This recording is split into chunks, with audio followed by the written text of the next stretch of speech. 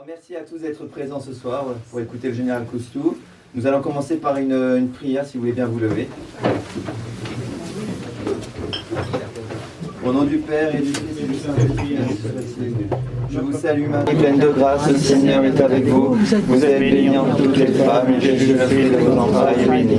Sainte Marie, Mère de Dieu, priez pour nous pauvres pécheurs, maintenant et à l'heure de notre mort. Gloire au Père, au Fils et au Saint-Esprit. Invocation des fils de France à Saint-Michel.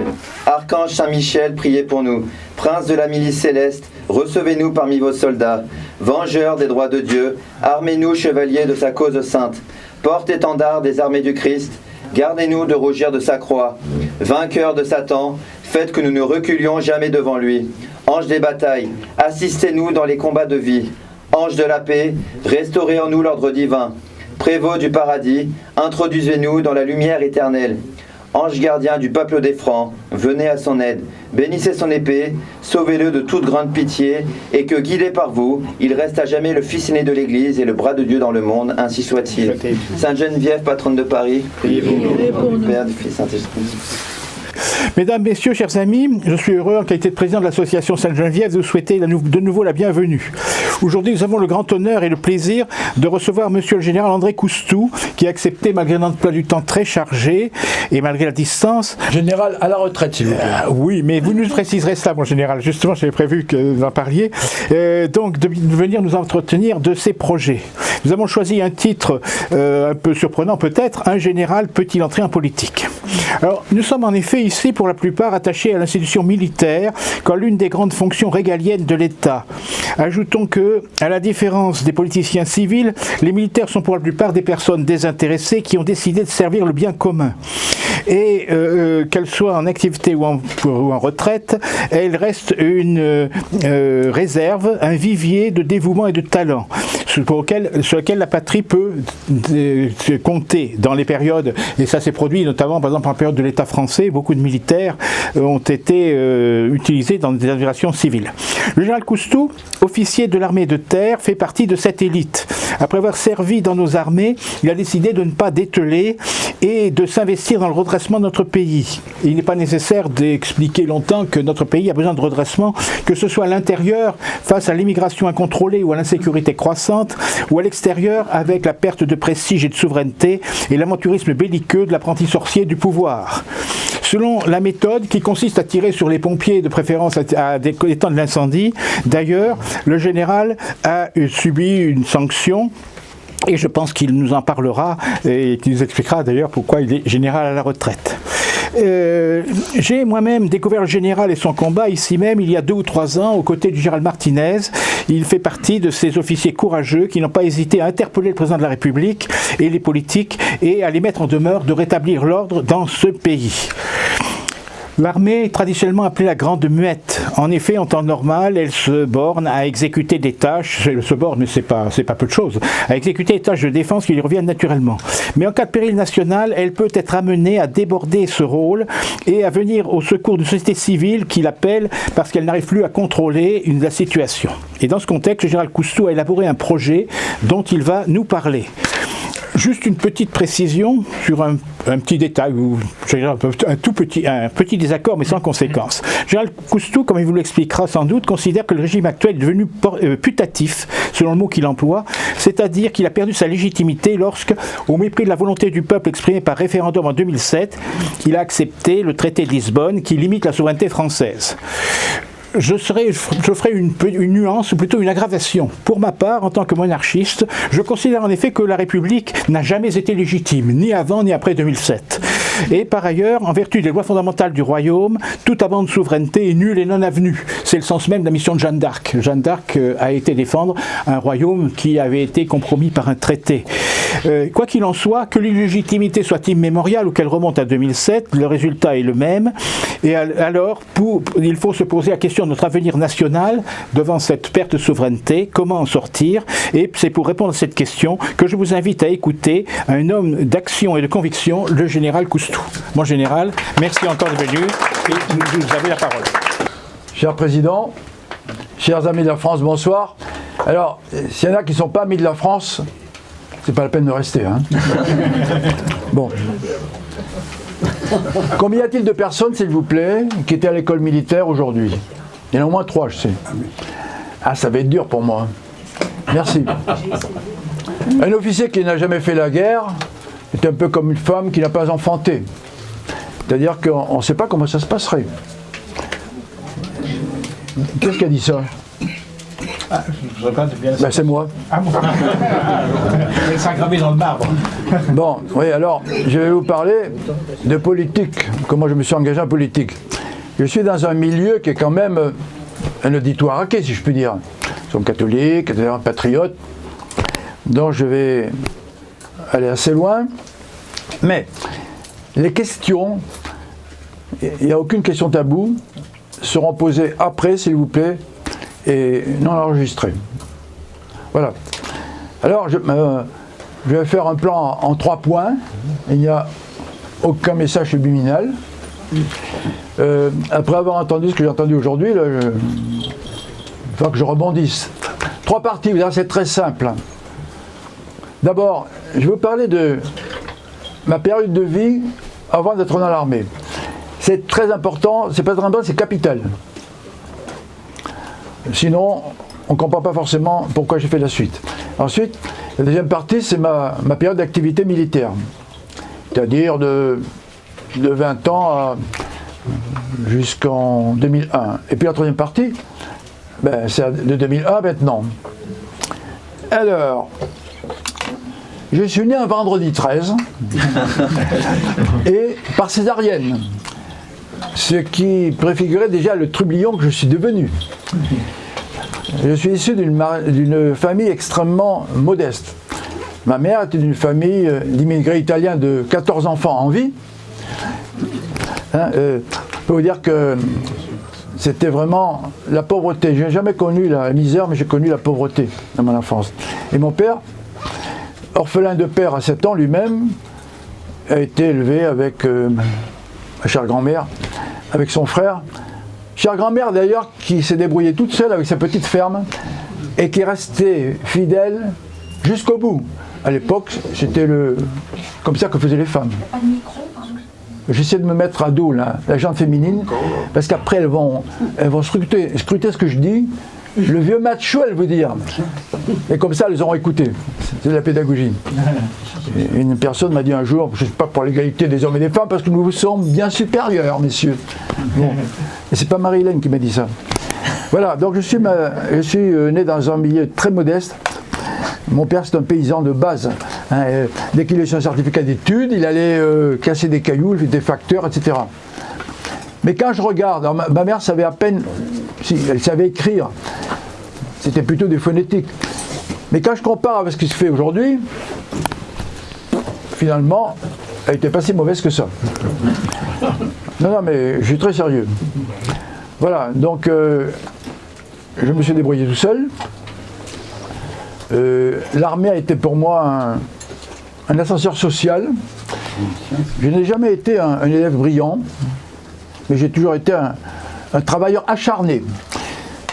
À tel point qu'un jour un de mes fils m'a dit « Mais papa, tu ne sais pas t'arrêter ». Je lui ai dit « Mais toi, tu ne sais pas commencer ». Et elle dit « Pourquoi il a changé de sujet ?» Voilà. C'est peut-être pour compenser mes capacités, qui sont qu'est-ce qu'elles sont. Voilà, donc je me suis débrouillé tout seul. Et puis, après, je suis entré à Saint-Cyr. Mais je vais vous reparler un petit peu de ma toute jeunesse. Mes parents, intellectuellement, ne m'ont rien apporté. Sauf l'essentiel. Je ne vais pas me comparer à Jeanne d'Arc, mais Jeanne d'Arc a appris à lire sur les genoux de sa maman, avec les 3 prières de base que sont le credo, le pater et sa Virginia. Chez moi, ce n'était pas tout à fait pareil, mais presque. C'est-à-dire que ma mère m'a appris les mythes gauche, les mythes droite. Elle m'a enseigné sur le tas et sur le terrain toute la morale catholique, parce que je suis catholique. Du début jusqu'à la fin, je suis encore. D'ailleurs, on s'est rencontrés au mariage d'Alain Scada. Bon. Donc, il y a quelqu'un qui a dit, j'ai oublié le nom, mais vous le savez peut-être, à 3 ans, un enfant finit d'être imprimé. c'est la réalité. Et c'est peut-être une raison pour laquelle on va nous prendre les enfants tout jeunes, au berceau. C'est encore tout un chapitre. Voilà. Donc, j'ai appris l'essentiel avec mes parents. Avec feu ma grand-mère, d'abord le pain, on faisait une croix avant de le tamer, on ne le mettait jamais sur le dos, parce qu'on ne vit pas sa vie en étant sur le dos. Et elle payait son pain en faisant une croix sur une planche. Et ensuite, après la moisson, elle payait en sac de blé. J'ai connu tout ça. Le gars qui venait acheter les pots de lapin, ça ne rien du tout. J'ai eu, dès ma plus tendre enfance, le souci, ou plutôt on m'a enseigné, l'économie. L'économie de tout d'ailleurs. Hein. L'humilité. J'étais d'ailleurs un garçon j'étais très timide. Très timide. Et je ne devrais pas le dire, mais je le dis quand même. Quand j'étais jeune, je ne draguais pas la gueule, j'allais amener ma grand-mère à Lourdes, à Biarritz, à Gavarnie. Voilà, j'étais un bon élève, sérieux, travailleur, et je connaissais les règles de base qui devaient me permettre de régler ma vie. Voilà, pour moi c'était clair, mais c'était plutôt intuitif. Je suis allé au catéchisme, j'ai fait la première communion, la solennelle. D'ailleurs, je me souviens très bien, petit clin d'œil, en 1958, avant de partir en Nouvelle-Calédonie pendant 5 ans. Oui, parce que comme je suis né par césarienne, le médecin a dit à ma mère, pendant 2 ans, vous ne pouvez pas travailler, madame. Seulement dans une ferme ne peut pas rester sans travailler. C'est pour ça que mon père est entré dans la gendarmerie et que j'ai eu la chance de passer 5 ans en Nouvelle-Calédonie, de la 4e à la terminale. J'ai passé mon bac à Nouméa, mais il était corrigé à Dijon. Hein. Oui. Et ça m'a fait perdre une année scolaire, mais c'est pas grave. Alors, pourquoi je vous parle de ça? Parce que en 58, à Montclair-d'Agenais, dans le Lot-et-Garonne, à côté de Villeneuve-sur-Lot, mon père commandait la brigade de gendarmerie, le curé de la paroisse, j'ai entendu mes oreilles, pardon. les oreilles, j'en ai qu'une qui fonctionne. Hein. Il a dit le jour de Pâques, le vendredi saint, je suis allé entamer le jambon chez un paysan du coin, il n'était pas plus mauvais que d'habitude.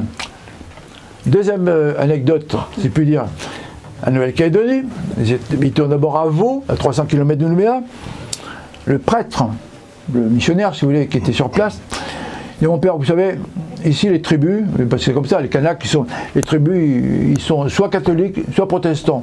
Ça n'a pas vraiment d'importance, l'important c'est qu'ils croient à quelque chose. Ces 2 exemples montrent que déjà, le verre était dans le fruit de l'Église. Je veux parler de Vatican II. Parce que je suis parti en 58, là donc maintenant, 45, j'ai 80 balais bien tassés. Hein, et je suis revenu le 1er janvier 2000... rappelez-moi, Marilyn. Voilà. Je suis pas là. Vous voyez comme je suis secondé. 1900. Dur, hein. Non, 1994. Alors, là-bas, que du bonheur. Que du bonheur. Et 5 ans. Mon père m'amenait souvent avec lui dans les tribus, parce qu'il avait le droit, il m'amenait en jeep. Il avait le sens du contact avec les gens. Et ça, moi je l'ai gardé. Je vais dire pourquoi, par le métier que j'ai fait. Il savait parler aux gens. C'était que du bonheur. On était accueillis par les Kanaks. Quand ils étaient à jeun, c'était des gens doux comme des agneaux. Non mais c'est très sérieux. C'est pour ça que les événements récents m'ont fait beaucoup de mal intérieurement. Parce que la situation s'est dégradée à cause des politiques. Je le dis haut et fort. Et puis bon, pour un tas de raisons qui vous imprègnent, qui vous imbibent tous les jours, là, bon, cette religion qui n'est plus enseignée, etc. Mais les politiques ont laissé faire. Et on en reparlera de ça. C'est pour ça que déjà, ça commençait à me chagriner cette histoire. Voilà. Donc là-bas, quand une anecdote, je me sens un peu stressé.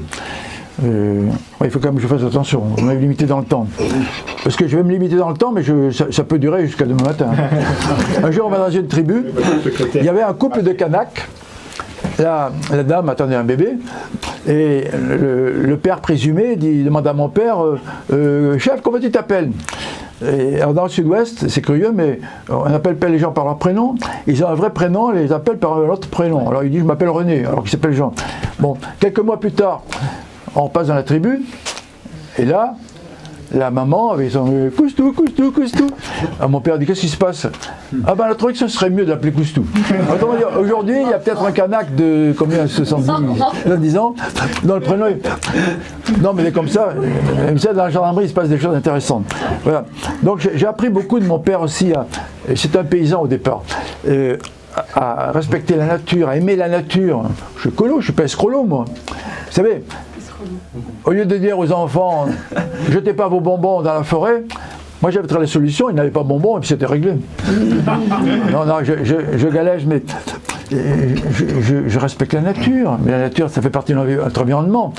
Et je connais, je suis un homme de l'extérieur.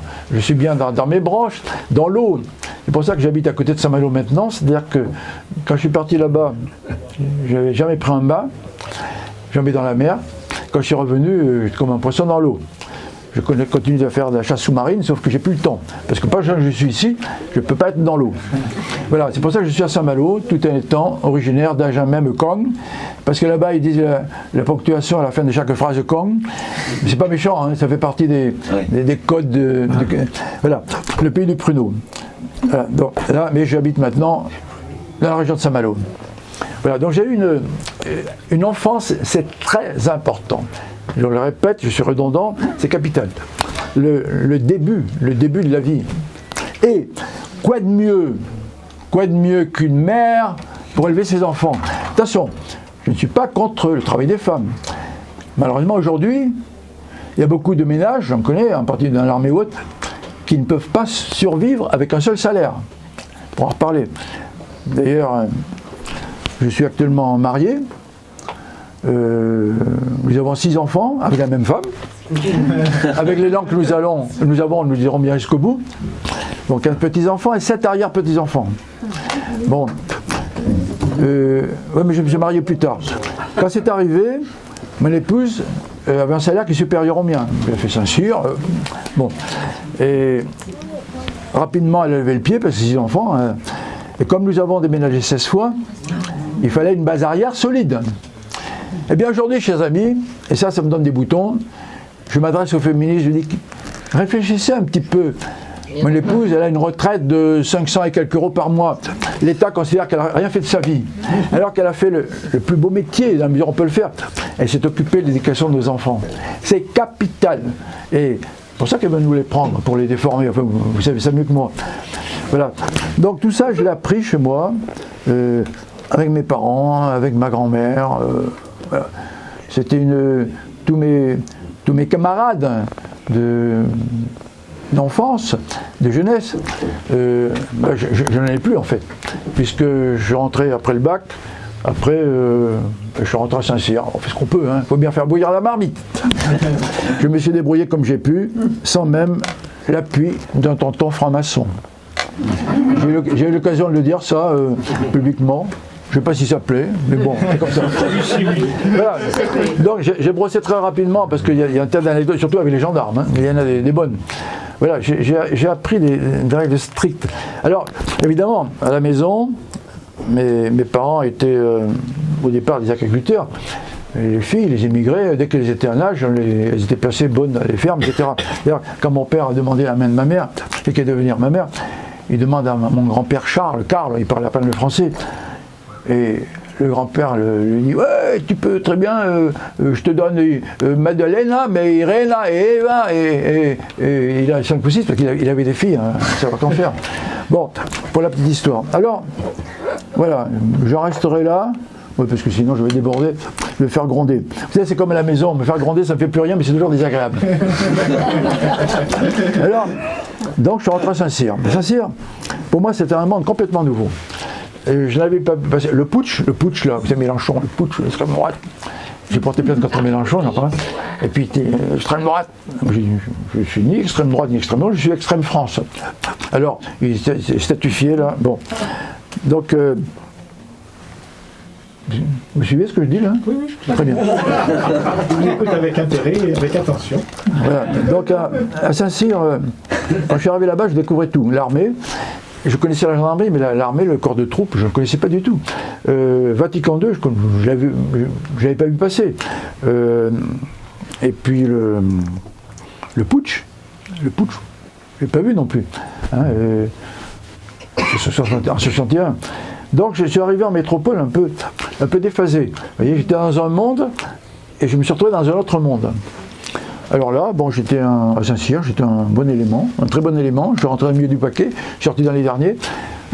Mais pour des raisons diverses, la première raison, c'est qu'il y en a beaucoup qui étaient meilleurs que moi, c'est tout. Hein. Il faut savoir, l'humilité, c'est très important. L'humilité, il faut la garder en mer, en montagne, dans la vie. Hein. On ne s'élève qu'en s'abaissant, pour moi qui veux vous l'apprendre. Voilà, donc j'ai fait 2 ans extraordinaires pour moi.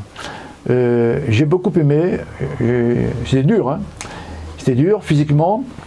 Je me souviens qu'au tout début, j'étais complètement déshydraté, comme maintenant d'ailleurs, on courait partout. Quand j'avais l'occasion de m'arrêter et qu'il y avait de l'herbe, j'allais lécher la rosée dans l'herbe. J'étais complètement déshydraté. Maintenant, j'ai ce qu'il faut là. Et puis il n'y a pas d'herbe ici. D'ailleurs, mes camarades, mes amis de jeunesse, sont mes camarades de promotion. Promotion Maréchal Juin, pour ceux qui ont écouté cet après-midi. Maréchal Juin. On nous avait dit en première année, le maréchal n'aime pas très bien. Si jamais il monte au ciel, votre promotion portera son nom. Donc nous sommes très fiers d'avoir ce nom de promotion. Promotion Maréchal Juin. Et chaque année, nous faisons une réunion de promotion où on se retrouve potache, si tant est qu'on ait cessé de l'être. Parce que voyez-vous, j'ai l'air de plaisanter, mais je suis incompris souvent. La situation est tellement dramatique que je préfère prendre les choses du bon côté. Hein. Mais il faut savoir faire les choses avec le sourire, mais les faire en profondeur. Hein. Et si je suis là, c'est parce que je m'attache toujours à essayer de faire les choses en profondeur. Voilà, donc à la sortie de Saint-Cyr, j'étais désespéré, enfin désespéré pas complètement, mais j'avais une devise, en classe préparatoire déjà. Ma devise c'était « toujours y croire ». Cher Président, aujourd'hui, cette devise, je l'ai toujours en moi. Voilà, c'est clair. Donc ceux qui n'ont pas compris ça, ils n'ont pas compris grand-chose de moi-même. En toute humilité, hein. Je veux y croire. Il faut croire à ce qu'on fait, il faut croire dans la victoire. Je vais dire un mot, comme c'est dit dans certaines instances, les résistants souvent ne croient pas à la victoire. Je n'y crois pas, hein. On ne risque pas gagner. Voilà, donc j'ai réussi à choisir l'infanterie. L'infanterie, j'ai eu peur, hein. Je voulais être gendarme, mais bon. L'infanterie, c'est l'arme du commandement par excellence. Le métier que j'ai fait, chers amis, je le referai de A à Z, c'était à recommencer. Hein, comme un époux, je l'ai découvert, je l'ai aimé, je l'ai gardé. Mais moins longtemps parce que, bon, l'infanterie, c'est le commandement des hommes. J'ai eu la chance de commander des hommes, mais les femmes, c'est venu beaucoup plus tard. D'ailleurs, je vais vous donner une petite anecdote. Quand j'étais chef de corps à Saint-Mexan-l'École, là-bas, l'école nationale des officiers d'actifs, mon prédécesseur, qui était un ancien, et surtout, quand il reçoit une femme, tu laisses toujours une porte ouverte, soit du côté de l'officier de sécurité, soit du côté du couloir. Alors moi, je fermais tout, mais je restais du bon côté du bureau.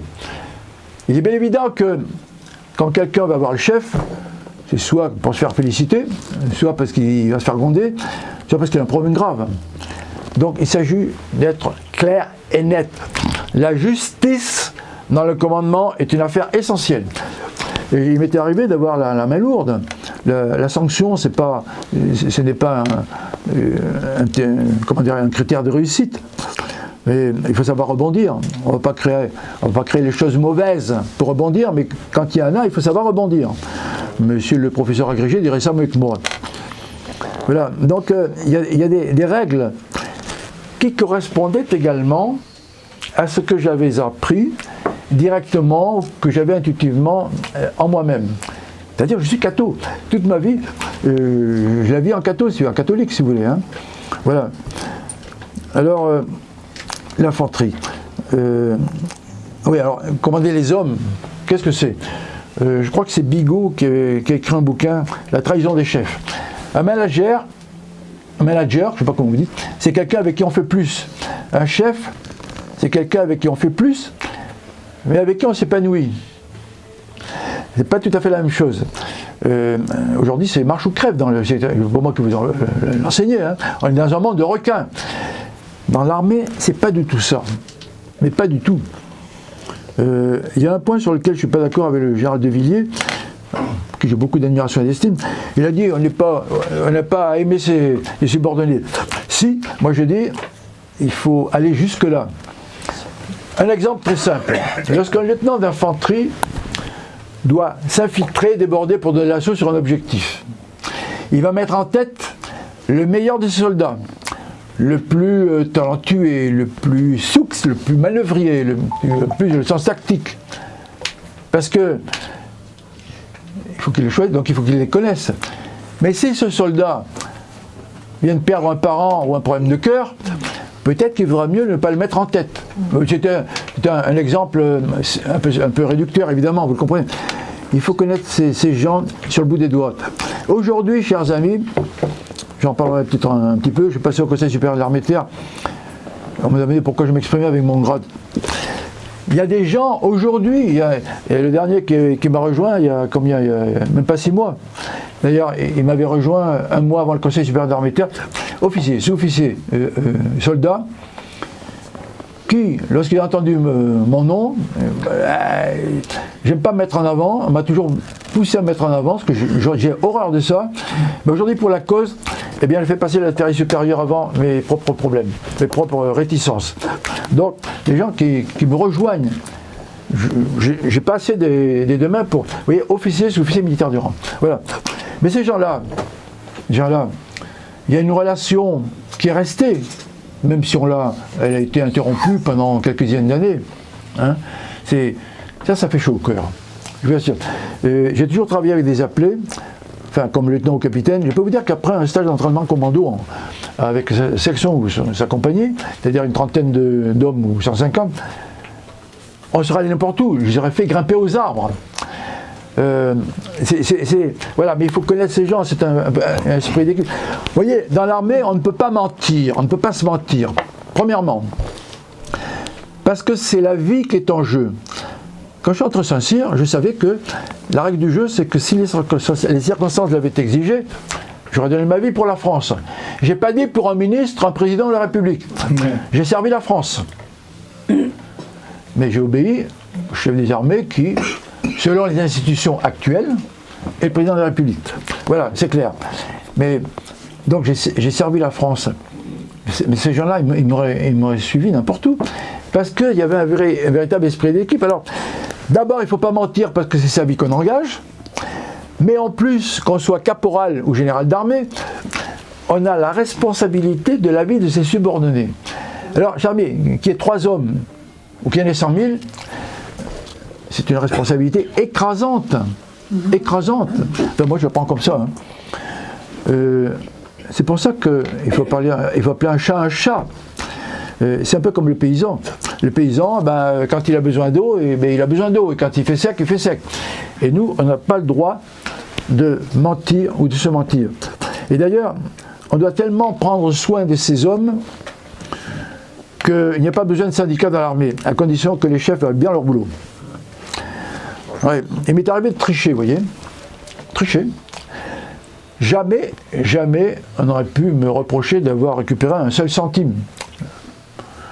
Pour plusieurs raisons. La première, c'est que pour moi, ce n'était pas moral. Mais quand on est face à un mur, qu'il soit administratif ou autre, le maréchal Lyoté avait dit « L'indiscipline est la marque des grands chefs ». Je n'aurais pas la prétention d'être un grand chef, attention. Hein. Mais ça demande réflexion. Il y a des moments où il faut prendre ses responsabilités. Il m'est arrivé de tricher parce que je n'arrivais pas à déboucher. Je considérais qu'il y avait une injustice flagrante vis-à-vis de mes hommes. Il m'est arrivé de mettre le pied sur la ligne blanche. Alors, les appelés, je vais vous donner un exemple, une anecdote, un chose qui est vrai. J'étais chef de corps, il y avait encore des appelés, et j'en avais 2 qui étaient pour l'un garde-caisse chez le trésorier, et pour l'autre à l'infirmerie. Et un jour, j'ai une fiche d'attention pour me dire, attention, votre garde-caisse a été condamné pour cambriolage. Et le gars qui était à l'infirmerie, il a été également inculpé pour histoire de drogue. Et actuellement, sa sœur et son beau-frère sont en prison. Ah, qu'est-ce qu'on fait? J'appelle mes deux loustiques, un par un. Bon, je leur ai fait croire que j'en savais plus que je ne savais, mais ça me suffisait. J'ai dit, il y a deux solutions.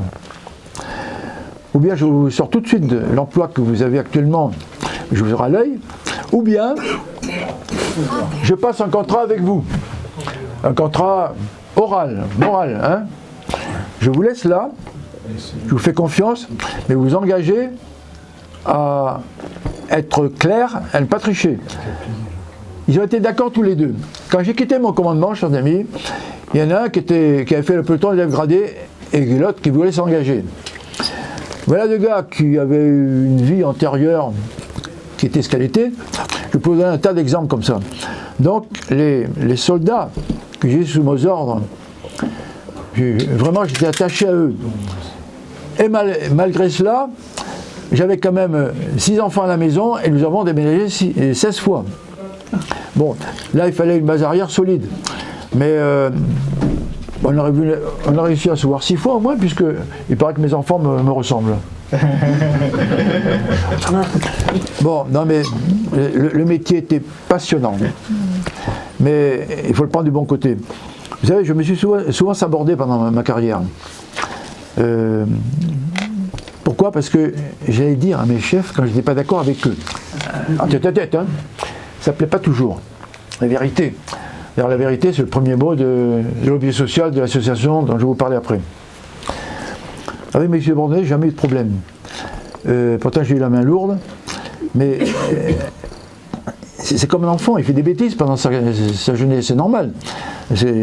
Tant qu'on n'a pas mis la main sur le feu, on ne sait pas que ça brûle.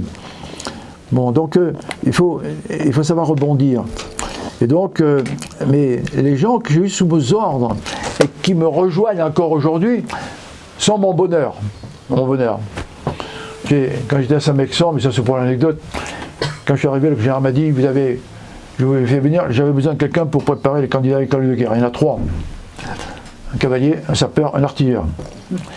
Alors, je convoque mes trois clients là, et je leur dis, bon, on ne joue pas pour s'amuser, hein. Tant qu'on court, on joue pour gagner. Et puis dès le départ, mon chef me dit, comment tu les sens? Ah, peut-être. Bon, on commence à bosser, puis un jour ils m'ont dit, vous savez, les travaux écrits là, on a des camarades à Paris qui pourraient nous donner des sujets, est-ce que... Je lui ai dit, donnez-moi tout ce que vous voulez, on verra qui craquera le premier. Je rendais des copies, il y avait autant de rouge que de bleu, que de noir, à plus avec deux pages d'annexes. Hein. Ça a été, mon épouse m'a dit, mais ils veulent ta peau. Bon, toujours est-il que mon chef me dit, elle avait écrit, bon, alors, j'en vois bien 2, ils ont été admissibles tous les 3, à l'écrit. On a attaqué l'oral. Alors à l'oral, là j'ai fait passer sur le grill, même chose, je leur ai donné quelques règles, hein, et bon, je faisais la tactique, l'infanterie, culture, des trucs comme ça. On a bossé autant les uns que les autres. Après les épreuves, les 3 sont venus avec le champagne, les 3 ont réussi du premier coup. Ce que je veux dire, c'est que 3 candidats à l'école de guerre, à l'école nationale des sous-officiers, qui réussit du premier coup, je me suis investi autant qu'eux. Parce que le jeune lieutenant qui arrivait à l'école, surtout le Saint-Cyrien, formait des sergents, comme ils n'étaient pas bêtes, ils avaient vite compris qu'ils avaient une opportunité de connaître le monde des sous-officiers. Moi je le connaissais bien, après je suis allé à cette école et j'étais colonel bien mûr. Voilà, ça se passait très bien. Ce sont des petites anecdotes pour vous dire que mon BT était fabuleux. Alors, je crois que je viens de dire assez là, oui, parce que il y a plein de trucs. Ouais. Alors, dans quoi j'ai servi? Tous les régiments dans lesquels j'ai servi ont été dissous. Les écoles, il reste Saint-Cyr, une SOA, école de guerre. J'ai réussi à ne faire que 2 ans dans la région parisienne. Je me suis souvent sabordé. Mais passons.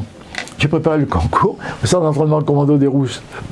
Alors, les centres d'entraînement commando, ce sont des centres dans lesquels il y a des cadres excellents, mais plutôt des gros mollets que des grosses têtes. Ce n'est pas, comment dirais-je, méprisant pour les... Moi, mon père était adjudant-chef, mon beau-père était adjudant. Non, c'est comme ça. Hein. Alors, je me suis débrouillé tout seul encore. Je me suis endormi souvent sur mes noirs bouquins. C'était un chant de Saint-Cyr, le Pékin de Bahut, que certains ont peut-être entendu. Voilà, ça a passé. Et après, j'étais en état-major, à l'école. À Saint-Cyr, je suis revenu 3 ans, comme cadre. Puis après, j'ai fait du NBC, nucléaire, biologique et chimique. J'étais directeur des études à l'école défense NBC, à côté de Caen. C'est un truc, le NBC, personne n'en veut. C'est pas prisé, c'est pas porteur, ça embête tout le monde, je reste poli. Alors, on monte une manœuvre, un exercice. Vous voulez mettre du chimique, mais ça va casser toute la manœuvre. Ah non, ça fait partie des règles du jeu. Alors nous enseignons les spécialistes, même les commandants de division, on travaillait avec toutes les armes, toutes les armées, avec les médecins, les gendarmes, les pompiers, les civils, les industriels, la section technique de l'armée de terre qui est à côté de Versailles, etc. Je suis allé en Suède, en Espagne, avec les étrangers. Les Américains sont venus alors 3 fois. Pourquoi? Parce que en France, le soldat français, il est débrouillard. On fait des choses qu'on ne pourrait plus faire maintenant, peut-être. Ils ont déménagé. Voilà. Alors, juste une anecdote qui m'amuse. Un jour, après la guerre du Golfe, on reçoit une directive de l'état-major de l'armée de terre. Il me dit, bon, ce serait bien que vous alliez faire une séance d'instruction au commandant d'école. Mon chef, c'était genre l'antépénultième président, vous savez, le président à talonnette, un artilleur, là. Il me dit, qu'est-ce qu'on fait? Ben, on y va. Alors, jeune lieutenant-colonel breveté, j'avais devant moi une galaxie d'étoiles et de galons. Comment les motiver, hein? Parce que...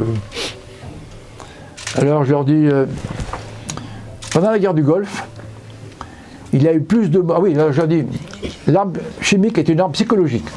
D'ailleurs, pendant la guerre du Golfe, il y a eu plus de morts dues à l'arme chimique que nous n'avons eu de morts, nous, armée française. Alors, oui, parce que tout le monde disait que Saddam Hussein avait des scuds chargés chimiques. Hein. Si vous venez, l'Américain à l'ONU avec son flacon de poudre blanche, là, imaginez qu'il est trébuché dans l'escalier. C'est incroyable. Bon, passons.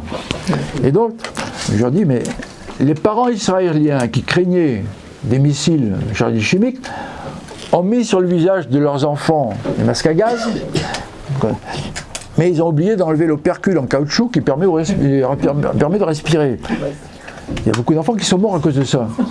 Il n'y avait pas d'armes chimiques, il n'y avait pas d'emploi, c'est la peur de l'arme chimique.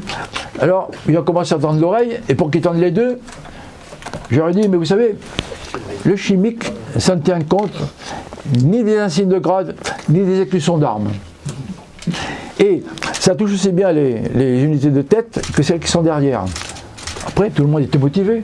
Bon, non mais c'est un métier passionnant, d'autant que moi j'y suis allé par reculons, moi j'y suis allé où on m'envoyait. Finalement, au royaume des aveugles, hein, on évite le spécialiste. Hein. Voilà, donc j'ai fait que des choses passionnantes. Entraînement commando, j'en ai commandé un d'ailleurs. C'est intéressant parce qu'on va passer des stagiaires. Et là, c'est pas la couleur du béret ou qui... Non, on les voit les gens sur les Américains même. Les Américains ils sont excellents pendant les 2 premières semaines de technique, mais quand il s'agit de faire le raid, là c'est le français qui reprend le dessus. Tu sais, le français, il est débrouillard. Imaginez une patrouille dans le désert, une durite qui claque. Le sous-officier moustachu, chef de l'élément, il va aller dans le village le plus proche, il va acheter une poule, d'abord ça lui permet de casser la croûte, et puis ensuite, il va récupérer du boyau qu'il va faire sécher, et il va charger la durite, et il va repartir. Les Américains, qu'est-ce qu'ils font? Alors, ils vont amener le dépannage avec la douche, parfois, passons. C'est ça la force du français. Et dans les centres d'entraînement commando, nos jeunes appelés, qui faisaient 3 semaines, je vous dis, je les ai ramenés n'importe où après ça. D'abord, le but premier, c'est la cohésion de l'unité, et deuxième, c'est de faire découvrir ses limites. En fait, on ne découvre jamais ses limites. On peut toujours aller plus loin. Et après ce qu'on a entendu aujourd'hui, hein, ce qui était à l'école militaire, c'est incroyable ce qu'ont fait certains de nos anciens. Donc, voilà. Donc, moi j'étais là-dedans, pareil, entraînement en commando, pour me breveter. Les gens n'ont pas compris que je sois breveté quand je suis allé là-bas. C'est-à-dire que les régiments sont tellement peu nombreux que j'ai eu la chance d'en commander un. Bon, j'en suis ravi. Voilà, je fais une carrière. Et puis un jour, mon chef m'a dit, oh, tu sais, peut-être que tu vas avoir les étoiles. J'ai rien à foutre, pardon. Pardonnez-moi, mais c'est ce que je lui ai répondu. Je connaissais bien, c'est un de mes anciens. Puis j'ai dit ça à mon épouse, mais tu exagères quand même. J'ai dit oui quand même, c'est vrai. Bon, de toute façon, et finalement, ça s'est bien passé. D'ailleurs, le commandant des écoles est venu pas longtemps après. Il venait, entre autres, pour juger les colonels qui avaient l'école. Parce que bah, il faut s'occuper de l'avancement. Et je dis à mon chef, moi je ne veux pas y aller. J'ai un fils. Je ne veux pas y aller. Bon, il était un peu marié. Et puis la veille, je dis, finalement je vais y aller. Ah, il était tout content. Alors, je rentre et je lui dis, je vais lui parler du problème de l'alcool à la flèche. Hop, je toque et je rentre dans le bureau du général commandant des écoles. Il n'a pas eu le temps de dire quoi que ce soit. Alors je vois mon grand chef là, je salue, il me dit, moi général, je ne viens pas ici pour vous parler de moi, parler du problème de l'alcool à la flèche. Asseyez-vous. À l'époque j'avais un fils à la flèche, et lui aussi. Je savais ce qui se passait, passons. Voilà, ça s'est bien passé. Ma carrière, je m'en suis jamais soucié. J'ai fait mon travail, j'ai fait mon travail à fond, je l'ai fait autant que je pensais devoir le faire, et puis c'est tout. Et ce qui fait que je suis parti dans des conditions très moyennes. Personne n'aurait parié un copec sur l'issue de ma carrière. Bon, c'est comme ça, je n'attire pas gloire. Mais il suffit de faire son métier. Mais toujours, j'avais toujours ancré en moi le fait que je sois catholique. Vous savez, quand quelqu'un commet une faute ou peu importe, ou des conseils pour la carrière, enfin un tas de problèmes, même personnels, même privés, il faut voir à la personne qui est en face de soi son prochain. Mais moi, ça fait partie de mon logiciel, si vous voulez. D'ailleurs, un jour, à Saint-Mexan, chaque mois, il y avait instruction cadre. Il y avait le quart d'heure du chef de corps. J'en profitais pour faire passer quelques messages. Hein. Un jour, je ne sais pas ce que j'ai... Bon, passons. Et puis, au départ d'un sous-officier qui me fait faire 6 adieux, il dit, bon, alors, qu'est-ce que vous allez me dire? Parce que les gens, quand ils vont voir le chef, j'avais 150 officiers, 450 sous-officiers. À noter, hein. Alors, quand on voit un officier qu'on lui dit, vous êtes très bon, vous avez encore une marge de progression, et surtout, votre épouse est très gentille, mais dites-lui qu'elle ne s'occupe pas de votre carrière, vous êtes assez brillant pour que ça aille tout seul pour vous. Ah ouais, mais alors, c'est un peu compliqué parce que il ne faut pas griller les gens, on va travailler avec eux encore, il faut le dire avec un minimum de forme. Voilà.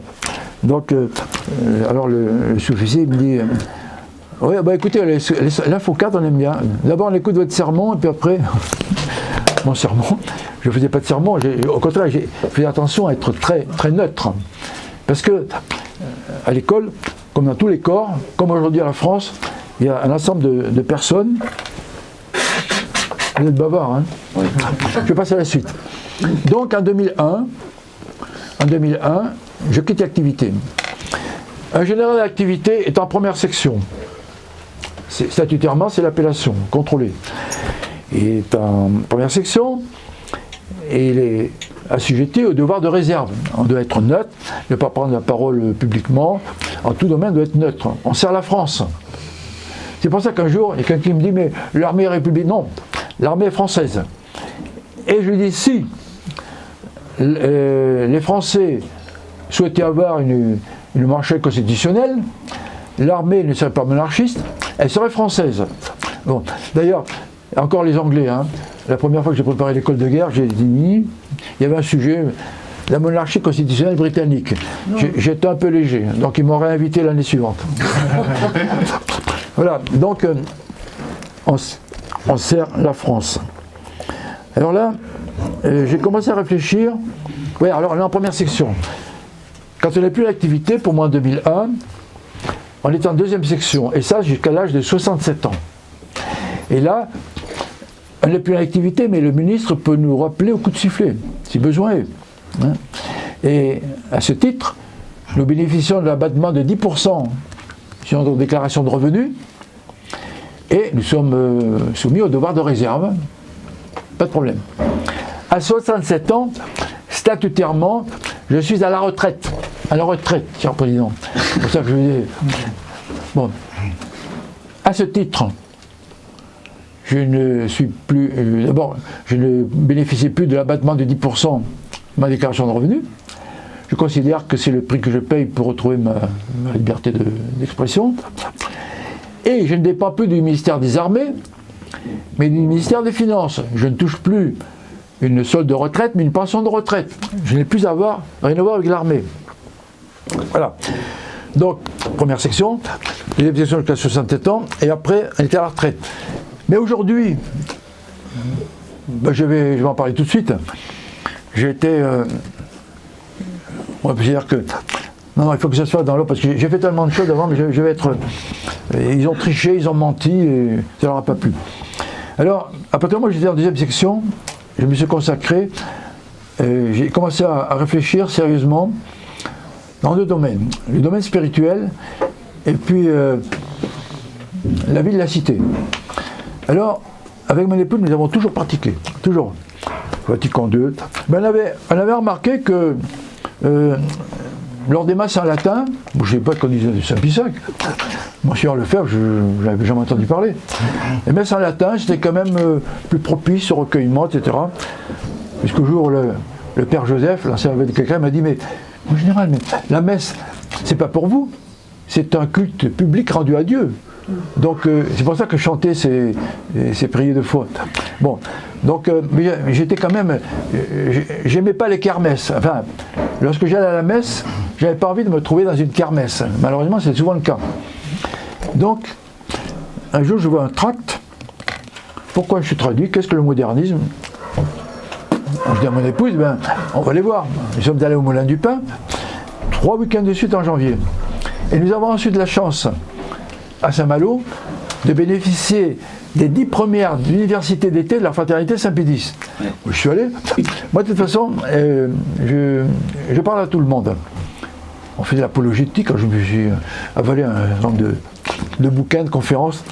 Donc, j'ai avancé, nous avons avancé. C'est fondamental. Avec mon épouse, c'est comme les cyclistes, quelquefois il y a un boyau de plus ou de moins. Nous avons avancé dans la même direction. Et en 2012, j'ai su, je peux encore progresser, attention, et je ne dis pas que je ne me trompe pas, j'ai su où je mettais les pieds. Je parle à corps ouvert. Lorsque M. Orphelet a dit, j'étais abonné dans Ditchy à l'époque, sans doute, que s'il y avait un accord avec Rome, il faudrait demander à l'ordinaire du lieu l'autorisation pour ouvrir une école ou une chapelle. Sans doute. Mais non, mais moi je n'ai pas rejoint la tradition pour risquer de me retrouver à la case départ. Parce qu'entre-temps, bon, pas autant de détails, mais la nature personnelle, j'avais étudié tout ça, et j'ai bien vu qu'on était prêt d'être roulé dans la farine. C'est mon point de vue, hein, et je le partage. Bon, donc, si vous voulez, c'est en 2012 que vraiment, je suis arrivé au bout de mon parcours spirituel, pour faire court, hein, parce qu'on peut en parler beaucoup. Mais, alors, évidemment, comme j'avais des enfants qui étaient encore étudiants, on a toujours été fauchés comme les blés à la maison. 6 enfants, on dit que 3 déménagements, ça correspond à un incendie, c'est pas vrai. Enfin, accession à la propriété, en payant un loyer, c'est dur, hein. Bon, donc quand j'étais en deuxième section, on voulait vendre la maison, et mon épouse qui a de l'or dans les doigts. N'est-ce pas, Marilène? Alors, on n'a pas pu parce qu'on n'avait pas les moyens, il y avait 3 études. Alors j'ai appris tous les métiers du bâtiment. J'ai fait des stages chez les compagnons bâtisseurs de Bretagne, une demi-douzaine. J'ai mis 6 ans pour agrandir ma maison, pierre sous ardoise, avec tout ce qu'il faut, chauffage central, enfin, en Bretagne. J'ai mis 6 ans, pratiquement tout seul. Alors, quand mes fils venaient pour les grosses pièces de charpente, je ne connaissais rien du tout, rien. J'ai prêt le blocher, etc. Le bédane, j'ai tout fait. Le sanitaire, je voyais une dame qui dit « Oh, général, vous savez faire la maçonnerie ?» Mais madame, j'ai fait Saint-Cyr. Ah bon? On apprend ça, c'est ça? Non, mais on apprend à se débrouiller. Voilà. Donc, si vous voulez, la différence entre un officier et un énarque, c'est que l'énarque, dès qu'il sort de sa grande école, je crois qu'il n'existe plus, il est balancé tout de suite dans un cabinet ministériel. Je vois François Hollande qui sort de l'ENA, qui dit « Ah, maintenant, moi, je vais être, je ne sais pas où, accordéton, je vais être bien payé, je n'aurai pas grand-chose à faire. » Là, pour quelqu'un qui sort d'une école qui avait été conçue pour former les futurs grands commis de l'État, à la fin de sa carrière, entre guillemets, parce qu'il est toujours en embuscade, hein, il dit, ben moi, vous savez, David l'homme, ils ont écrit un bouquin, c'est qu'un président, je ne veux pas dire, il dit, ben moi j'ai réussi ma vie. Voilà. Alors donc, un énarque, c'est pour ça qu'ils sont hors sol, ils ne savent pas ce qui se passe, ils n'ont pas le contact avec la base. Moi je suis Saint-Cyrien, fantassin, j'avais les sacs sur le dos, le cavalier il a les mains dans le cambouis. Quand j'étais au Rousse, un jour on a eu des Roumains qui sont venus nous voir, je crois. On avait la paix. J'étais tout seul avec les autres chefs de section, en 2 ans et demi. Le capitaine, il avait les réunions de commandement, alors se soigner. Il avait sa maîtresse, alors se soigner. Il ne venait pas les enquiquiner. On était sur le terrain. Un jour, on avait des Roumains. Alors le chef de corps est venu. Il ne voulait pas croire que moi, lieutenant, je dormais sous la tente du même modèle que mes hommes et que je mangeais la même chose parce qu'à l'époque c'était des tentes en deux parties avec les piquets en bois. Bon,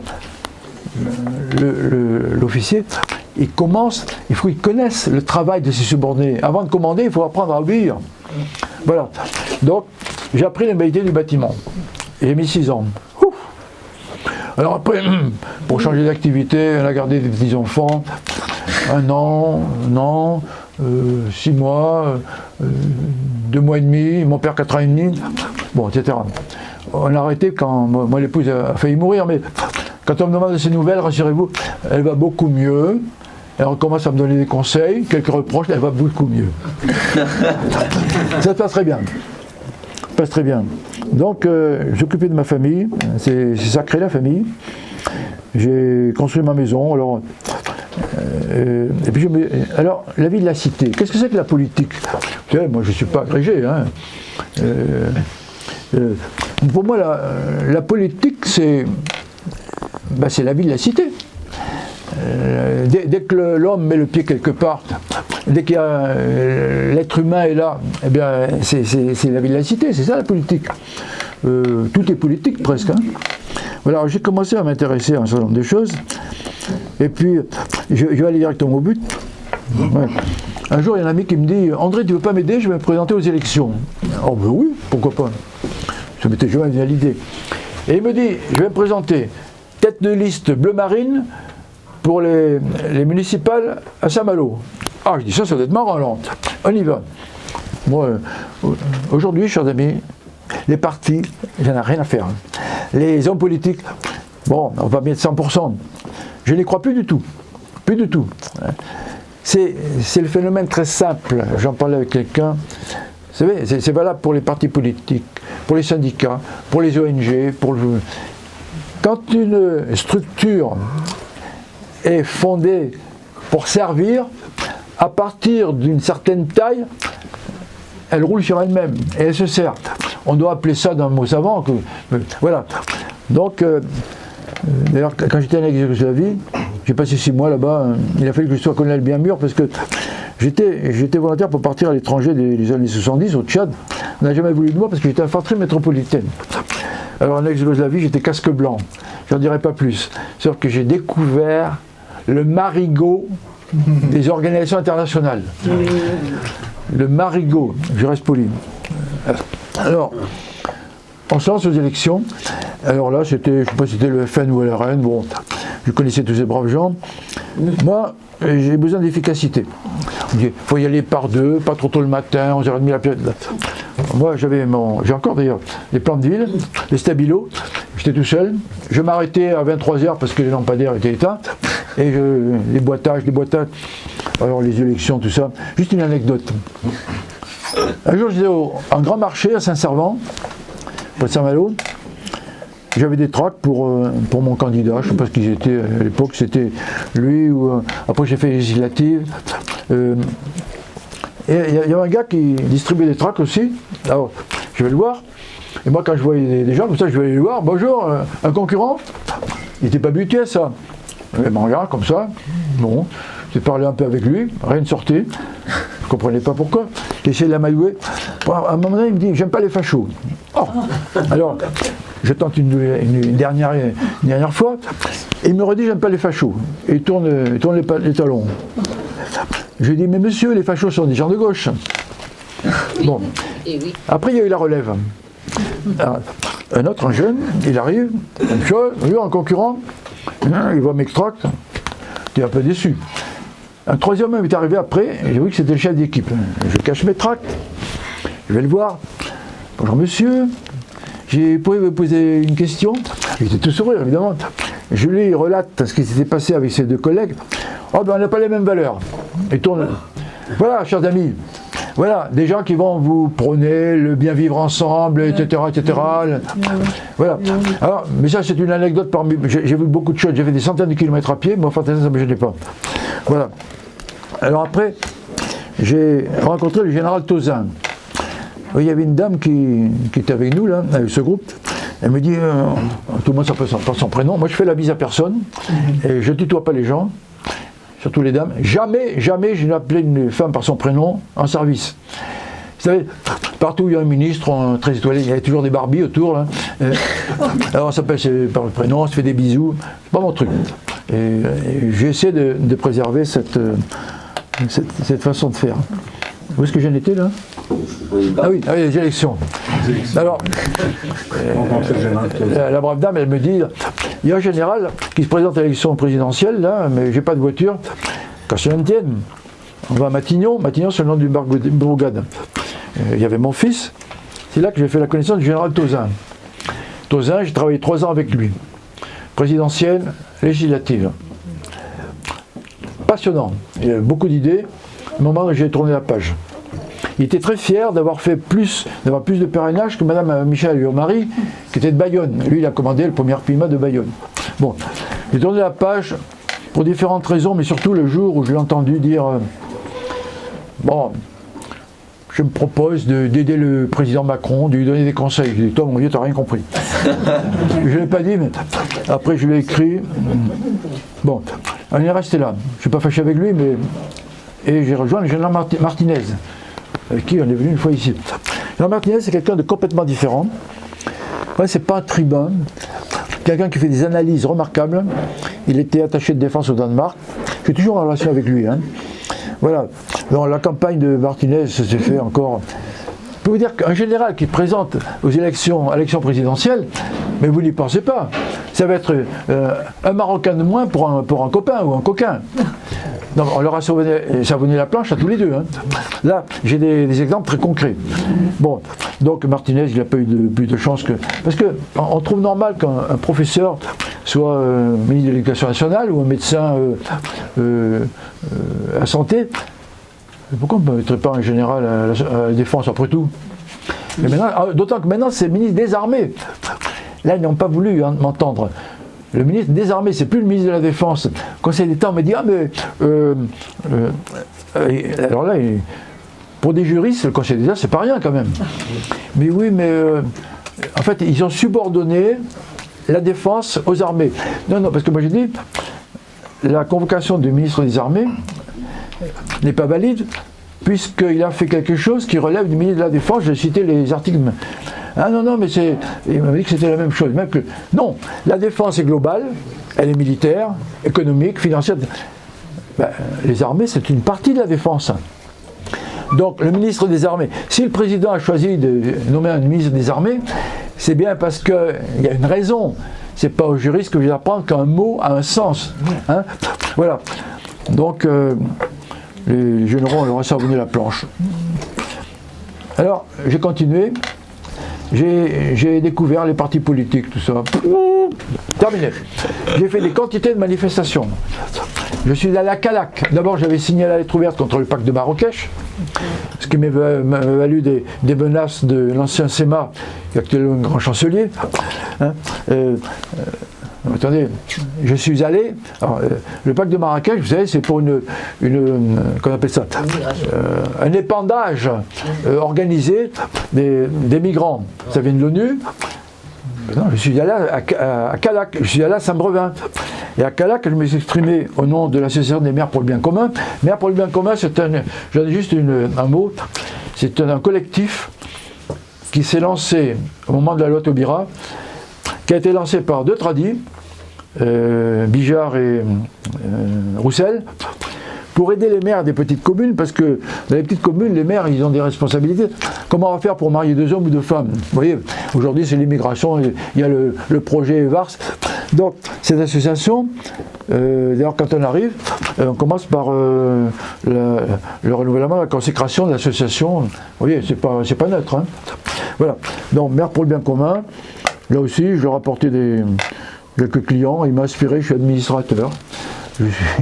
Je suis président de 3 ou 4 associations. En général, c'est pour aider les familles. Voilà, alors j'en étais à... Alors, les partis, j'en parle plus. Ça ne m'intéresse pas. J'écoute tout le monde. Hein. J'écoute tout le monde, je suis allé chez Asselineau, j'écoute tout le monde. Mais on voit bien qu'on ne peut rien faire en l'état actuel des choses. Hein. La Constitution a été retoquée 25 fois. Bon, en fait, les institutions, elles sont ce qu'elles sont. Vous, ici, je ne vais pas faire la publicité pour la République, mais les institutions, en fait, sont toutes imparfaites, mais elles sont surtout dévoyées par les hommes. Ce sont les gens qui les mettent en œuvre, qui les bafouent. Notre président actuellement, il la foule aux pieds tous les jours. Tous les jours. Voilà. Alors, je vais terminer. Je vais terminer par 2 associations dans lesquelles je suis très engagé. Il y en a une dont je suis président. C'est l'association Pro Patria officiel-officiel.fr. Pro Patria-officiel.fr. Tous ensemble. Pro Patria-officiel.fr. Merci. Bon, ça, c'est sur le site. Alors, cette association, elle a un peu plus d'1 an à peine. J'ai été trahi par 4 membres de mon premier cercle. Dans mon bras droit, à qui j'ai tout fait. Je ne veux pas du pouvoir, moi. Avant, j'étais à Place d'Armes, je suis resté 3 ans en Brie. Je ne veux pas de pouvoir. Je n'avais pas trouvé un successeur. Le 3e marin, le capitaine de vaisseau, il m'a trahi en race campagne au mois de février. Avec 3 autres. Pourquoi? Il a fallu... Bon, il y a des choses qui n'ont pas de limite. Et un chat, il a dit, il y a des choses qui n'ont pas de limite. L'univers est là, on va rester collé, des bêtises humaines. Et encore. Le deuxième, je ne suis pas sûr. Bon, non, mais c'est lamentable. Ils ont bloqué les sites. Ils ont empêché les gens d'adhérer. Ou ils ont envoyé des chèques. En fait, moi j'ai laissé faire. C'est pourquoi ils travaillaient avec moi. Fonction chef d'état-major. Hein. Si vous voulez, chef d'état-major, celui par qui tout passe en remontant et tout passe en descendant. Alors l'association Pro Patria, l'association patriotique, sur Internet, on va trouver l'objet social, l'article 2. Il y a 2 volets. Enfin, il y a 2 phrases de préambule et 2 volets quant au but. 1, le devoir de mémoire, ce qu'on a fait aujourd'hui, ça c'est pas négociable. On doit à nos anciens de rendre et puis la promotion du lien armée-nation. Alors, ça paraît très banal, mais c'est fait exprès parce que quand j'étais à Place d'Armes, je sais très bien, il y a eu des maladresses et les autorités nous avaient dans le collimateur. Bon, je ne vais pas en parler de ça maintenant. Et en réalité, nous allons parler à 68 millions de Français. Alors, le devoir de mémoire, le lien armée-nation, il faut voir où nous allons. nous avons deux fers de lance, l'esprit de défense et la souveraineté. La souveraineté n'est pas une notion politique, c'est un critère, c'est une nécessité existentielle. S'ils ne sont pas souverains, eh bien, n'existons pas. D'ailleurs, le SEMA a dit récemment que la France était souveraine. Voilà. Donc, nous allons le faire comment? Je vais vous expliquer ce que j'entends par esprit de défense. Quand je suis allé chez Borowski, vous avez des lunettes, des dents en or, vous avez une écharpe, vous avez des lunettes sur madame. On a tous des choses auxquelles qui nous sont personnelles, privées, et qu'on veut légitimement préserver. Sa maison, sa trottinette, sa belle-mère, son chat blanc. Non, nous avons tous, y compris le SDF, il a des chaussures, on a tous des choses qu'on veut préserver. Bon. C'est ce que j'appelle les intérêts particuliers. C'est mon vocabulaire à moi. Les 68 millions de Français, si on ajoute leurs intérêts particuliers, ça fait 68 millions d'intérêts particuliers. J'appelle ça l'intérêt général, le bien commun, peu importe. Mais pour préserver cet intérêt-là, nous avons une armée. Pour la maison, on va mettre une serrure 3 points, etc. La voiture, on va fermer à clé. Pourquoi je vous dis ça? Parce que souvent on me dit « Ah, les généraux, du blabla, des discours, qu'est-ce que vous faites? On vous attend. » Qu'est-ce que vous faites pour l'armée? On y arrive. Alors donc, l'armée est là pour défendre la France. La France, c'est un territoire, une population, des intérêts matériels et immatériels. Bon, on ne va pas aller plus loin, vous avez compris. L'armée aujourd'hui est à l'os, elle n'a pas les moyens de remplir sa mission. Ce qui veut dire que, d'une part, quand on sera arrivé au bout de la démarche, je vais préciser, quand il y aura vraiment une symbiose entre l'armée et la population, on sera beaucoup plus crédible à l'extérieur, parce qu'aujourd'hui la crédibilité de la France, mais c'est à cause de... Bon. Et à l'intérieur, la France sera plus forte aussi. Alors comment nous allons faire? Je recrute propatria-officiel.fr. Nous allons parler aux responsables civils, militaires, confessionnels, politiques, syndicaux, etc. Un exemple, l'éducation nationale, on les a frappé à la porte de tous les ministères, chaque ministère. On va s'adresser au ministre. Il nous recevra ou il ne recevra pas. Le but, c'est de le convaincre de la nécessité de l'esprit de défense, tel que je l'ai défini, évidemment. Il me faut quelqu'un. Ça y est, j'ai Madame Claude Beny-Berthelot, que certains connaissent parmi vous, une femme remarquable. Blanquer, ce monstre froid, c'est l'identité française qu'on assassine, etc. Donc, j'ai quelqu'un du bon niveau pour parler au ministre. Cette dame, je la connais depuis Martinez d'ailleurs, elle explique les causes profondes de l'état de l'éducation nationale depuis avant la Révolution, le siècle qu'on appelle des Lumières, qui est plutôt de l'obscurantisme. De toute façon, elle explique les racines profondes. Voilà. Ça, c'est l'éducation nationale. À l'échelon régional, il y a des gens qui seront d'une compétence suffisante pour aller parler avec le recteur d'académie ou l'inspecteur d'académie. Et à l'échelon local, on va parler au chef d'établissement. S'il y a 50 établissements scolaires dans un département, il suffit qu'un parent d'élève ait une relation un petit peu privilégiée avec le chef d'établissement pour le convaincre de l'intérêt de l'esprit de défense. Et naturellement, mais ça se fait dans beaucoup d'endroits, naturellement on reviendra à ce qu'on faisait quand j'étais gamin. On ira, ils amèneront leurs élèves devant le monument aux morts le jour du 11 novembre. Donc, ça c'est l'exemple de l'éducation nationale. Vous voyez, donc j'ai besoin de toutes les compétences. On ira voir le ministère du Travail, de l'Agriculture, de l'Industrie, les médias. Vous voyez l'esprit dans lequel je fais ça. On va parler aux 68 millions de Français. On n'a aucun préjugé. On ne fait de procès d'intention à personne. Ça a été dit aujourd'hui, je sais très bien quand je vais voir le Parti communiste. Moi, je m'inscris à partir de la fondation de l'association. Le Parti communiste, la CGT, ils bricolaient les munitions qui étaient envoyées aux soldats en Indochine, qui leur pétaient la figure. Hein, et puis, bon, passons. J'oublie pas. Mais on va rencontrer les gens, et en fonction de la réponse, après on en tirera les conséquences. On va faire de la pédagogie. On va pas faire de manifestation, pas de défilé, pas de social, pas de... La pédagogie, ça ne les intéresse pas forcément. Nous, on veut balancer Macron. À ce moment-là, j'ai une autre adresse. C'est ce qui va arriver maintenant. Mais je ne lâche pas les deux. Pro-Patria, dans l'objet social, le premier mot qui figure, et c'est moi qui l'ai exigé, c'est le mot vérité. On sait très bien que quand on va voir le politique, eux, ils ne travaillent que par le déni de réalité et le mensonge. Ça va être difficile d'être sur la crête, hein, etc. Et alors, regardez, l'article 2, vous avez tout compris. C'est difficile. Et souvent, ça va être contradictoire. Mais je m'y tiens. Nous sommes là pour... vraiment, nous transmettons les valeurs, non pas de la République, hein, j'ai toujours pas compris ce que c'était. Les valeurs de l'armée, de rigueur, d'honneur, le sens de l'honneur. Moi, je me suis exprimé plusieurs fois, même dans Ferrochaud, je me suis exprimé à la dernière campagne présidentielle. Évidemment. Alors, tiens, justement, là, c'est vrai que je suis dans les agoras. Demain, non, lundi, c'est hier que j'étais avec Bonnard, hier matin.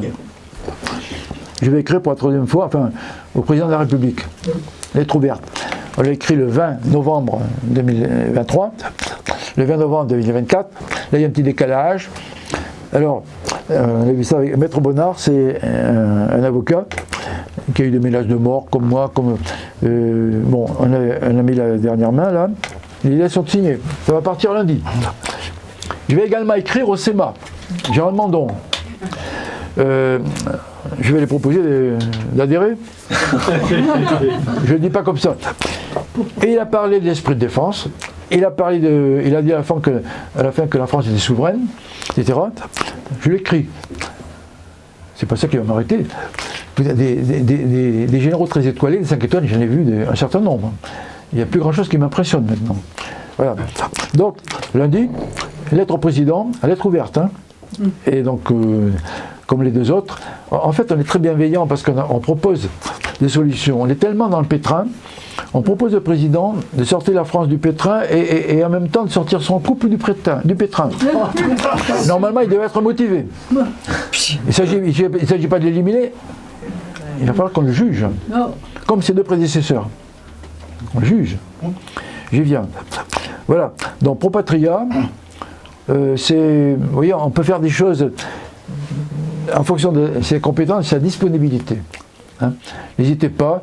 Alors, il y a deux touches. Il y a les gens qui sont simples sympathisants. Moi, je suis dans un tas d'associations. Je ne peux pas m'engager partout. Je paie une cotille. Je vais à l'Assemblée Générale quand je peux, et puis c'est tout. Je soutiens la cause. Et puis, il y a ceux qui sont prêts à en faire un peu plus. Ceux-là, on les prend en compte. Vous êtes accueillis par Sidoine. Sidoine, c'est mon aide de camp numéro 4, un petit peu Marilène. Elle a 81 balais. Elle s'est cassé le poignet. Mais sur le micro, elle est redoutable. C'est une femme qui écrit sur le fond et la forme de manière admirable. Quand j'écris au ministre, je dis bon, Sidoine, c'est un pseudo. Hein. Christiane, vous pouvez me renvoyer ça, il manque une virgule. Remarquable. Voilà, donc ces deux lettres partent lundi après-midi. Alors, lettre de camp numéro 1, je suis toujours en relation avec elle, mais enfin, la numéro 2, elle a 81 ans aussi. Elle fatigue un peu. Hein. Elle tirait un peu trop sur la corde. Elle allait faire un petit truc là. Elle la connaît bien. La numéro 3, la voilà. Et la numéro 4, c'est Sidoine. Est-ce qu'on peut hein. Vous savez, je me sens très seul. Là, au conseil d'administration, il y a 9 postes qui normalement doivent être honorés. Il m'en manque encore 3. J'ai quelques idées, mais ça vient doucement. Voilà. Alors si vous ne voulez pas venir, parlez-en. Merci pour ça. Alors maintenant, je vais vous parler le plus important, on le garde pour la fin, n'est-ce pas? Oui, tout à fait. La France ne va pas très bien. Pléonasme.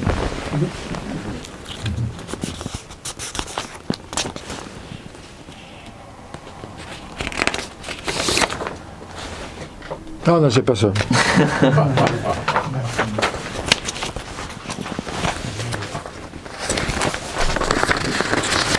Qu'est-ce que j'en ai fait? Là, je suis la France d'avant. Comment? C'est pas ça la France d'Amail? Oui, c'est ça, c'est ça. Ah, le bon élève. Merci. Merci, Monsieur le Président. Bon.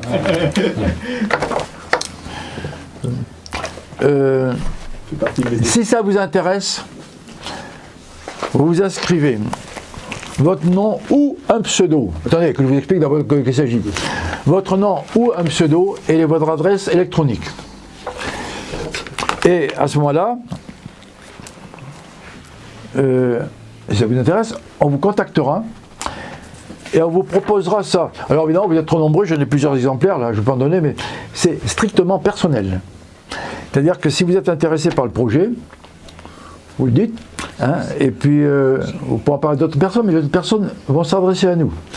Parce que le projet en question, il est diffusé sous deux formes. Soit sous forme de 3 conférences, et ça c'est conférence introductive, c'est en 3 semaines c'est fait, c'est toujours le même qui fait les conférences en ligne, avec un logiciel particulier qui s'appelle Mumble, et au bout de 3 semaines, vous savez de quoi il en retourne. Mais depuis mai 2024, on a changé de braquet, si je puis dire. On a vu, il y a eu 87 conférences. La première, on l'a fait en direct. On cherche des salles de 50 à 100 personnes. Le 14 décembre, nous serons à Paris, intramuros. Nous sommes allés à Vitry, à Ivry, à Versailles, enfin, on a fait tout. Voilà, vous n'avez pas besoin. Voilà mon programme pour le trimestre. On fait 2 ou 3 conférences chaque week-end, vendredi soir, ou samedi après-midi, dimanche après-midi. Alors, les 2 endroits où il y a des blancs, le premier c'est parce que j'étais au Journée Chouane, et le deuxième parce que j'ai fait mon AGE et mon AGO pour Patria. Et aujourd'hui je suis là. Bon, voilà mon programme. 87 conférences, pas un problème, pas une difficulté. De quoi s'agit-il? Il s'agit, notre projet... Ah, pardon, c'est le fil là. Comment s'intitule ça? Déjà, alors je signe en disant Général ER, parce que maintenant mon titre c'est Général à la retraite. Hein. Je suis rayé des 4, c'est à la retraite. Ben, je voulais dire, je perds ma carte d'identité, plus le droit de mettre un uniforme et je perds ma carte de place. C'est plus informant qu'autre chose. C'est-à-dire que moi, Général à la retraite, je suis un sous-citoyen. Vous pouvez dire ce que vous voulez, vous, messieurs, dames. Hein. Moi, je ne peux plus parler. On m'a reproché d'avoir des paroles violentes vis-à-vis de la politique extérieure de la France en Ukraine. Il y a eu des présidents. Vous savez, je ne vais pas perdre mon temps, mais je montre un certain nombre d'images comme ça. Je fais la réformation. Hein. Macron, le grand liquidateur, le pire fossoyeur, etc. L'homme qui n'aimait pas la France, etc., etc. Bon, je fais la réformation. Les auteurs n'ont pas été traduits dans les tribunaux. Mais le Robert Koch m'a dit alors, je lui dis mais c'est pas possible, notre ennemi, il ne veut pas de mal. Il va quand même pas envahir Liechtenstein pour venir se baigner dans la Manche. Alors c'est Macron, je dis oui, ça n'a pas plu. Et ça va pourquoi? C'est inacceptable. Voilà. Donc ce projet, je le signe, je vous rends le papier, rassurez-vous. Général à la retraite, André Coustou, résistant à la soumission. C'est un peu osé. Bon. Alors, le projet, il repose, c'est un projet de transition. Qu'est-ce que ça veut dire? Les moyens actuels dont nous disposons ne servent à rien. Vous avez vu la dissolution, les élections européennes, le bazar qu'il y a actuellement. Le président de gouvernement, il foule la Constitution et la loi tous les jours. Hein. C'est pour ça que j'ai porté plainte contre le ministre. Je ne sais pas si je vous l'ai dit. Il a violé le 411.3 du Code pénal par lequel la France interdit de donner des moyens militaires à une puissance étrangère en les prélevant sur notre propre armée. Donc, sur ordre du président, M. Lecornu, qui était ministre des Armées, avec M. Attal, qui était Premier ministre, et puis son collègue des Affaires étrangères, on fait ça, ils ont violé la loi. Je porte plainte et c'est moi qui suis convoqué. Je suis convoqué et en plus il triche parce qu'il s'adresse à moi en me disant en deuxième section. Je ne suis pas en deuxième section. Bon, c'est lamentable. Donc on ne peut plus travailler comme ça. Donc il ne s'agit pas d'essayer, parce que l'élection présidentielle, tout le monde vraiment on nous remplit les oreilles. Alors c'est Philippe, c'est Attal. Et Attal était young leader comme Macron à son temps. On ne changera rien, et nous proposons de changer de régime. On se base sur 2 leviers. De régime, qu'est-ce que ça veut dire? Ça veut dire qu'on ne va pas enlever un pion sur l'échiquier. Si on enlève Macron, comme sur l'échiquier, eh bien il y a encore 31 pièces qui seront là. On va balayer tout ça. On va se baser sur la putativité de l'État. C'est-à-dire que depuis la trahison de M. Sarkozy, c'est l'homme qui était toujours dans les tribunaux, là, pas parce qu'il est avocat. Hein. Non, mais, en 2005, il y a le référendum par M. Chirac. Les Français ont dit non à un transfert à la souveraineté nationale à l'Union européenne. Les chiffres ont été falsifiés. On dit 54, non, c'était beaucoup plus près de 60 que ça. Seulement si on avait dit ça, l'Union européenne n'allait pas loin. Mais 2 ans et demi après, M. Sarkozy, à peu près 2 ans et demi, il a reposé cette question non pas au peuple qui détient la souveraineté nationale selon la Constitution, article 2 ou 3, je ne me souviens plus, mais au Congrès réuni à Versailles.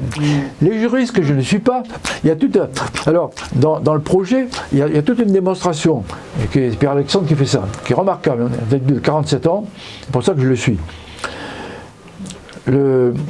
C'est une véritable trahison.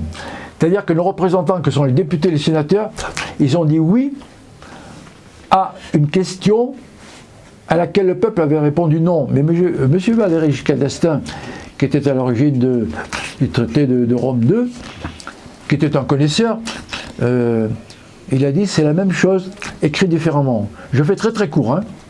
Donc, nous basant sur cette trahison de M. Sarkozy, les juristes disent l'État est putatif, il n'a que l'apparence de la légalité. Tout est en bois.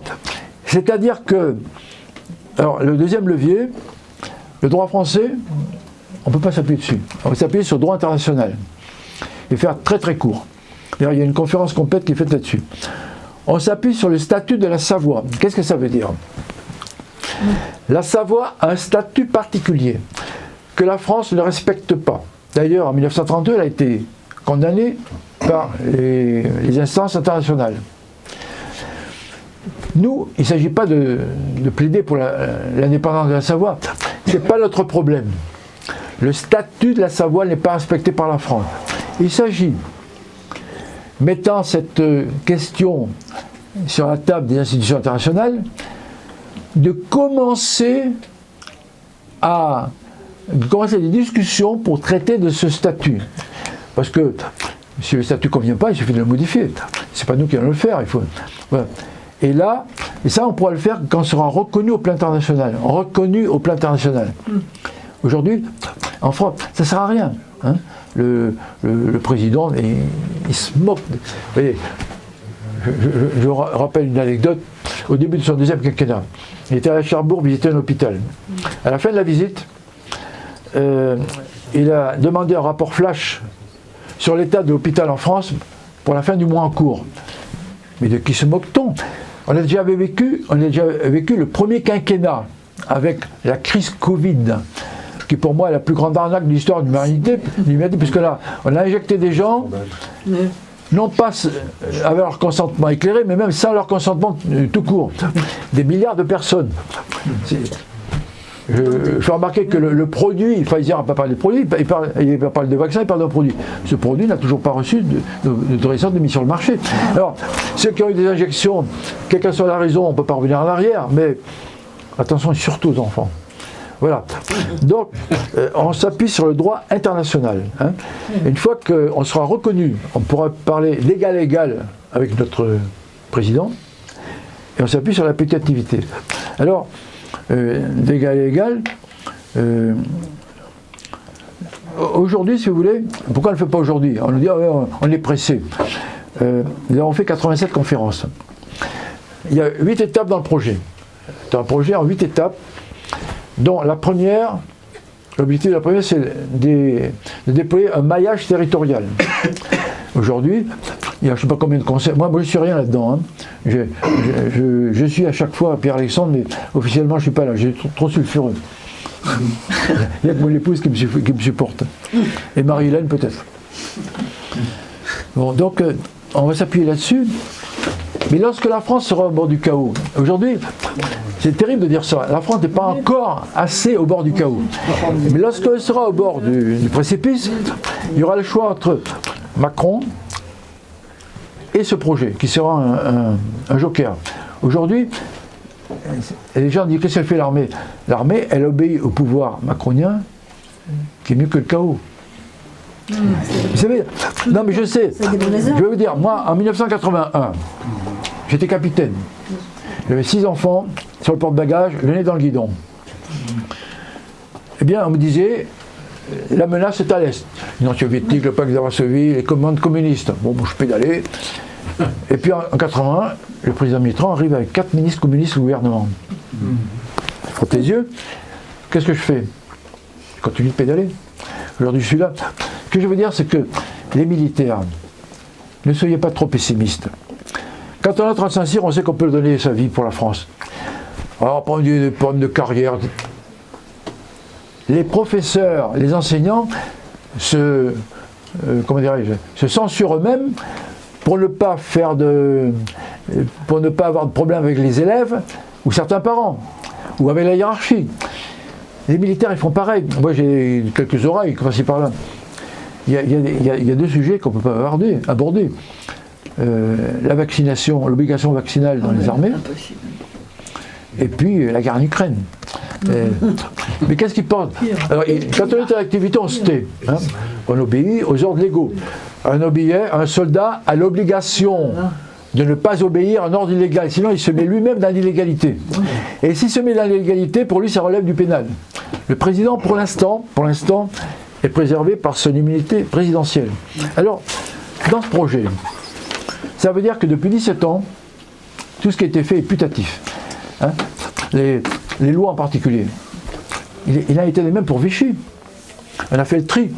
Alors, il y a soit abrogation, soit annulation. Si on abroge une loi, ça veut dire que la loi s'arrête, mais les effets de la loi perdurent. Si on annule la loi, on annule tout. Il y a plus de, par exemple pour les chrétiens, pour les soignants suspendus. Il y a plein de choses qu'on peut faire. Et, par exemple, l'Union européenne, on n'est pas pour le Frexit. Le Frexit, c'est un truc, comme il dit, qui est ringard. On est pour présider le comité de liquidation de l'Union européenne. C'est de la politique. Alors, moi, je connais bien Asselineau, Philippot, etc. Mais, comme dit Margaret Thatcher, if you are not around the table, you are in the menu. Si vous n'êtes pas autour de la table, vous êtes dans le menu. Et actuellement, c'est ce qui se passe avec les Anglais. Les Anglais, ils sont sortis de l'Union européenne, mais ils ont un Premier ministre qui est au minimum mondialiste, il n'y en aurait pas plus. Hein, ils sont très mécontents de ça. Alors, ils ne sont plus à l'Union européenne, ils ne peuvent plus, ils peuvent plus négocier l'immigration, la sécurité. Ils sont très mécontents du système. Bon, donc, il y a une différence entre abroger et supprimer. Ce projet, si vous voulez en avoir connaissance, et c'est pour ça que je me déplace, je dis moi que ce projet, j'y crois. Sinon je ne me déplacerai pas. Non seulement j'y crois, mais je sais que nous allons gagner.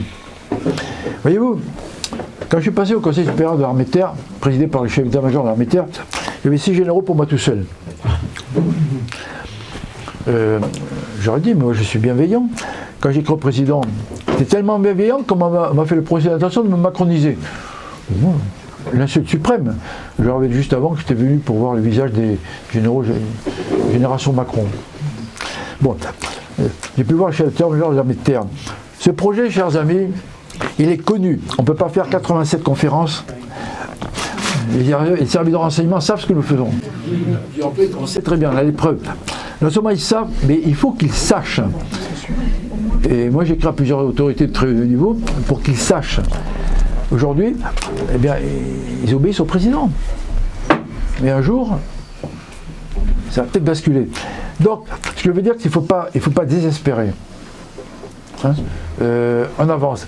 Après, il y a 8 étapes. Je ne peux pas vous en dire plus, ce n'est pas l'objet de la séance. Je vous dis qu'il existe quelque chose.